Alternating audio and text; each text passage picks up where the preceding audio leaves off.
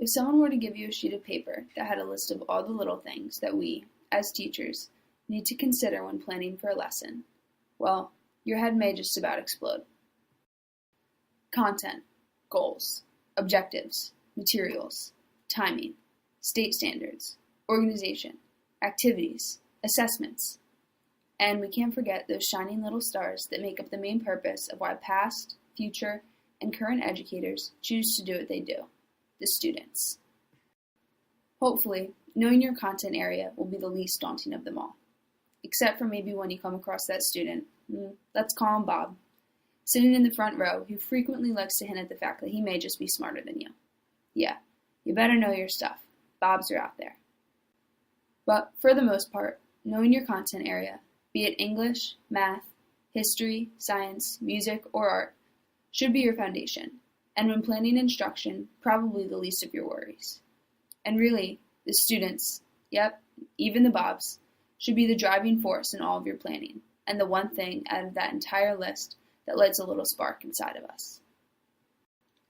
Don't let your head explode quite yet, because while all of those things are important, and certainly things we need to consider, we shouldn't see that list and run the other way. Instead, let's try to simplify it a bit. Really, all of those parts can be broken down into 3 questions to ask ourselves.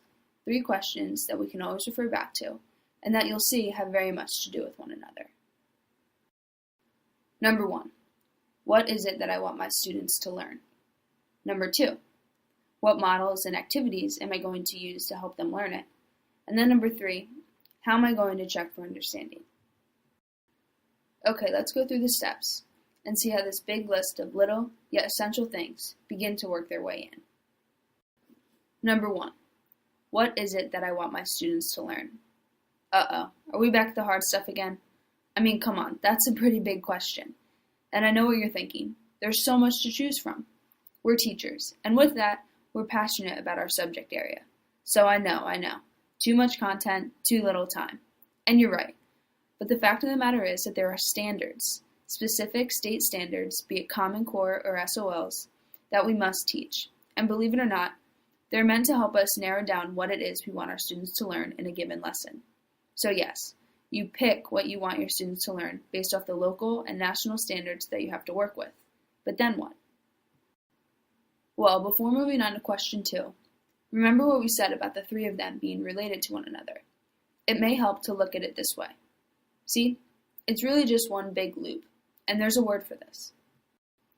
When we start thinking about question 3, maybe even before we begin question 2, we're planning with the end in mind. This is called backwards design, and no, it's not meant to be confusing. It's really just extremely helpful, and it makes sense as to why. It works like this. First, you identify what you want your results to be. How is the lesson or unit going to end? What will your students know, understand, and be able to do? Those are your goals, your KUDs, and you come up with them by examining the standards. Next, determine what the realistic results of your assessment will be. How will you expect your students to convey their knowledge to you? Think about the assessments you'll give. Then you start planning instruction. How are students going to achieve the goals you have set out for them? What materials will you use? And what activities and/or models will you use to engage them? I know, there were a lot of words from that first big list that I snuck in there, right? But see how nicely they fit?